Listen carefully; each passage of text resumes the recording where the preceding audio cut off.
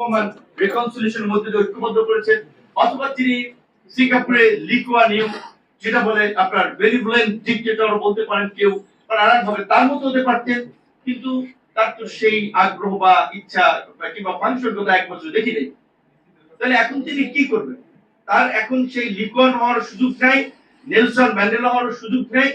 এখন সে নির্বাচন দিয়ে তাড়াতাড়ি বিদায় নেওয়ার চিন্তা ভাবনা করছে, ভালো, কারণ দেশ চালাইতে পারছেন না, দেশে ক্রাইসিস ডেভেলপ হচ্ছে, যত দীর্ঘায়িত হবে সরকারের মেয়াদ তত সংকট বাড়বে, নির্বাচনটা তো দিতে হবে।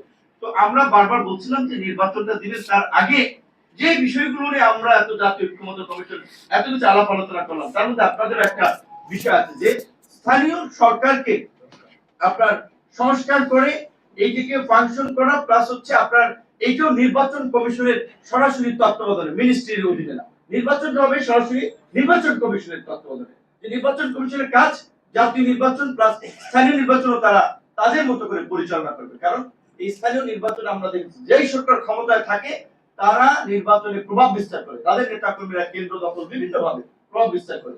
যেখানে আমরা বলছিলাম যে যদি ডক্টর ইউনূস সরকারের এই ইন্টারিমের সময় বাংলাদেশে একটা স্থানীয় নির্বাচন হতো একবার, বাংলাদেশে অনেক আপনার কি বলবেন সাধারণ মানুষ নির্বাচনের মধ্যে দিয়ে অংশগ্রহণের সংখ্যাটা বাড়তো, নেতৃত্ব আসতো এবং আগামী জাতীয় নির্বাচনটা ভালোভাবে হতো, কিন্তু সেটা কেউ চায় নাই, হয় নাই। তো সর্বশেষ আমি যে কথাটি বলতে চাই, এই আপনাদের ইউনিয়ন পরিষদের মেম্বারদের সবাই তার দাবি তো আদায় করে নিয়ে যাচ্ছে, কেউ প্রেস ক্লাব আইসা, কেউ শহীদ মিনার আইসা, আপনাদের এই বেতন বাড়ানোর এই সরকারকে দিয়ে করাইতে হবে।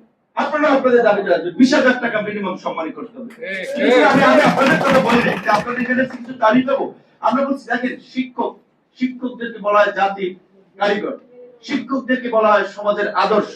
তাহলে শিক্ষক যদি সেকেন্ড ক্লাস চাকরি করে সে কিভাবে ফার্স্ট ক্লাস নাগরিকের জন্ম দেবে, সে কিভাবে ফার্স্ট ক্লাস নাগরিক তৈরি করবে? আমরা বলছিলাম যে প্রাইমারি থেকে বিশ্ববিদ্যালয় শিক্ষকই সো তাদের আপনার চাকরিকে প্রথম শ্রেণীতে উন্নীত করেন।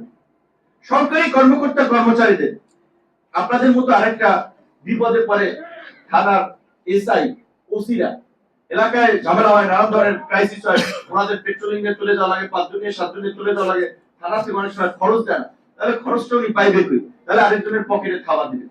তাহলে এইভাবে আপনি অসৎ হওয়ার রাস্তা তৈরি করে দিচ্ছেন।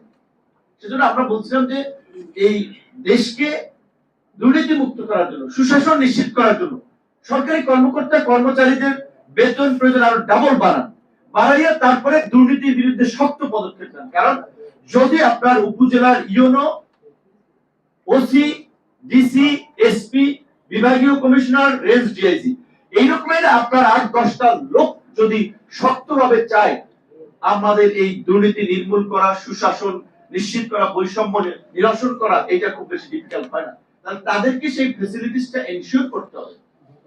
ধরেন আমার বন্ধু, আমরা একসাথে বিশ্ববিদ্যালয়ে পড়লাম, তারা প্রাইভেট ব্যাংকে ঢুকলো, ডাচ বাংলা ব্যাংকে কিংবা প্রিমিয়ার ব্যাংকে, একজন আপনার গ্রাজুয়েশন পোস্ট গ্রাজুয়েশন করা ছেলে মেয়ে প্রাইভেট ব্যাংকে সে 40-45 হাজার টাকা বেতন ইনিশিয়ালি পাচ্ছে। তাহলে বিসিএস যে সে তো এই যে বিসিএস ছেলে ফার্স্ট ক্লাস অফিসার, সে ম্যাজিস্ট্রেট কিংবা সহকারী পুলিশ সুপার, কিন্তু সে বেতন পায় 29,000 টাকার মতো। তাহলে প্রাইভেটের চাকরি করে সে বেতন পাচ্ছে, ভালো রেজাল্ট থাকলে, ভালো ব্যাংক ট্যাঙ্ক হলে, কর্পোরেট প্রতিষ্ঠান হলে মিনিমাম আপনার 35-40 হাজার টাকা, ফার্স্ট ক্লাস অফিসার পাচ্ছে 29,000 টাকা। তাহলে তো তার ধান্দা করা ছাড়া কিছু উপায় থাকে না। এই অসঙ্গতিগুলো নিয়ে খুব বেশি আলোচনা হয়নি, আপনারা আজকে তুলেছেন। ইউনিয়ন পরিষদ, আমরা চাই ইউনিয়ন পরিষদকে আরো শক্তিশালী করা হোক, ইউনিয়ন পরিষদের রাজস্ব আয়ের একটা রাস্তা। আমরা চাল কিনি, ডাল কিনি, তেল কিনি, সাবান কিনি, বিভিন্ন ভাবে এই ট্যাক্স নিচ্ছে সরকার, ভূমি অফিস তার খাজনা নিয়ে নিচ্ছে।